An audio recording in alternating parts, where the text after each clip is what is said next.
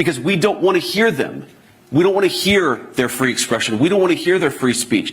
There's just so much wrong with the political leadership. And I would particularly say the bureaucratic leadership in Brussels, right? People who aren't elected, who are not responsive to the democratic will, and I think have made the European continent less secure, less free, and less prosperous. J.D. Vance starts this like a normal speech about Europe.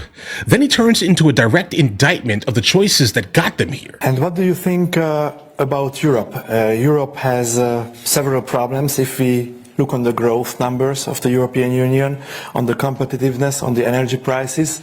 How do you see Europe, and what could be the future for Europe under these circumstances?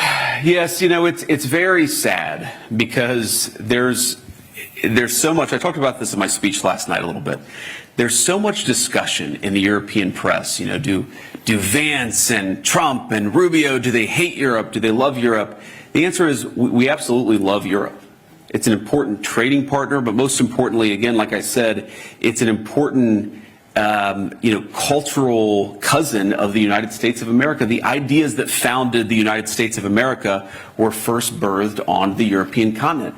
We're very mindful of that fact. And of course, we love the people, the culture, the everything about this place. But we do have some disagreements with the political leadership. In particular, why have the Europeans, while saying, by the way, that Russia is the biggest national security threat, why have the Europeans made themselves completely dependent on unreliable sources of energy? Like, if you think that Russia, an energy superpower, is the biggest threat, you should do everything in your power to make yourselves economically and energy dominant, like President Trump has done in the United States. Our European friends have done the exact opposite. If you look at the cost of electricity in the United Kingdom, it's crazy, which is way underinvested in their energy resources, you know, UK families are paying 4 times, 5 times, 6 times what United States citizens are paying for electricity. If you start your car, first of all, your car is going to be diesel most probably because Europe, right? It's going to be crazy expensive for no reason. I would say almost double or triple in some places, let's say, to what it is in the United States of America. Also, secondly here, electricity is also equally insane here. It gets excessively hot in the south of Spain, super close to Africa, right? And if you turn on that air conditioner, expect your electric bill to go up a couple of €100 just by turning it on for like a couple hours in a day, bro. It's wild. Obviously, I care most about America's citizens. That's who I'm elected to represent. But isn't it a scandal that middle-class Brits, that people who are working hard and playing by the rules can't afford to heat their home, can't afford to transport themselves to work because their leadership has made energy so expensive? Isn't it a scandal that when normal people on the European continent try to talk about what's going on in their governments, they try to criticize their governments, they try to exercise their rights of free speech, those governments then go to American social media companies and say, you must censor the citizens of your own country because we don't want to hear them. We don't want to hear their free expression. We don't want to hear their free speech. There's just so much wrong with the political leadership. And I would particularly say the bureaucratic leadership in Brussels, right? People who aren't elected, who are not responsive to the democratic will, and I think have made the European continent less secure, less free, and less prosperous. The reason why we make criticism of European political capitals is because we want Europe to thrive, and we think they're making a lot of mistakes. You know, I've had a lot of conversations with European friends, with European heads of state and government, and it's always funny. They always say, well, you know, the United States it defies economic logic. You guys just have way higher economic growth. You have way lower energy costs. They say this as if it was something that happened through accident, rather than through the policy choices of the President of the United States. Structure and procedure. It is not magical that the United States has lower energy costs than the United Kingdom. It's because we've made smart decisions and their leadership has not. They could change course, and we hope that they will.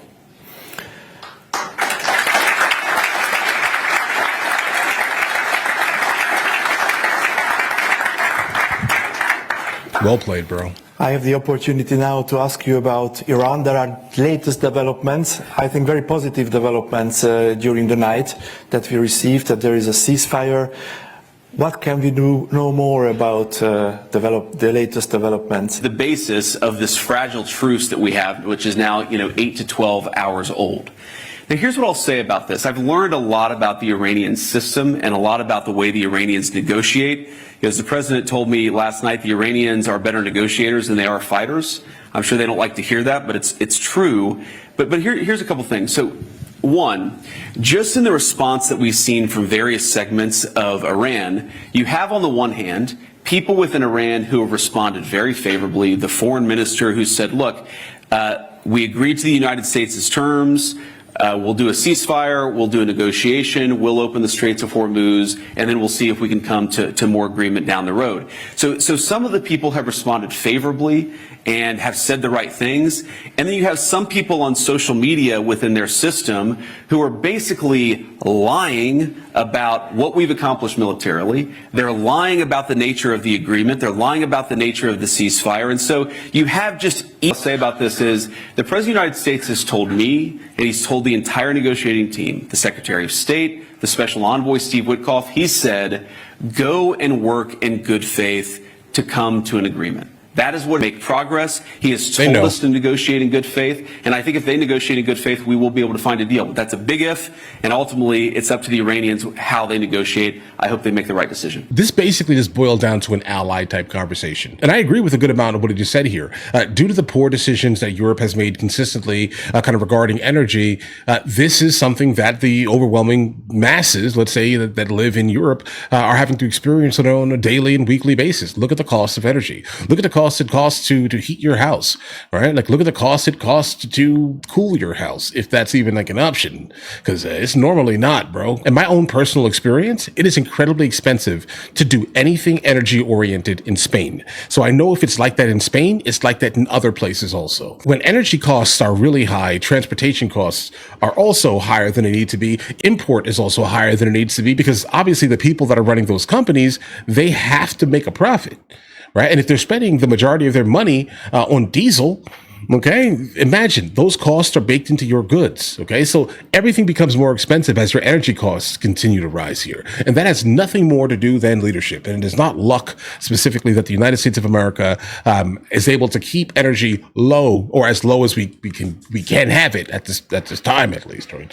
Barrel costs are still absolutely crazy. There's no accident here. That's pure leadership. And I would like to go ahead and attribute that exclusively to the current leader, but that's just our way of doing things. We are really good. We have been good for multiple decades now. Okay. Some gas prices are higher than others, but we are still nowhere near what the energy cost in Europe is. Okay. It doesn't matter who's in office, our energy costs are lower, period, consistently. All right. We're good.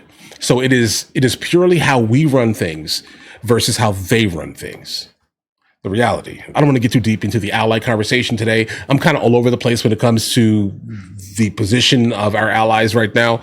But if there is any more information that comes out, we're definitely going to go ahead and jump into that, guys. But listen, in the meantime, you guys all have an absolutely amazing day. Enjoy your day thoroughly. If you guys are new here, please like and subscribe. And again, I do seriously hope either JD Vance or Marco Rubio run for president in 2028. I think they have to. Either one of the two. Doesn't matter. I don't know. VP, president, do your thing. Strong candidate here. Because if we now know that Kamala Harris is basically hinting that she's going to run in 2028, bro, you guys are going to win. Meantime, I'll go ahead and catch you guys later.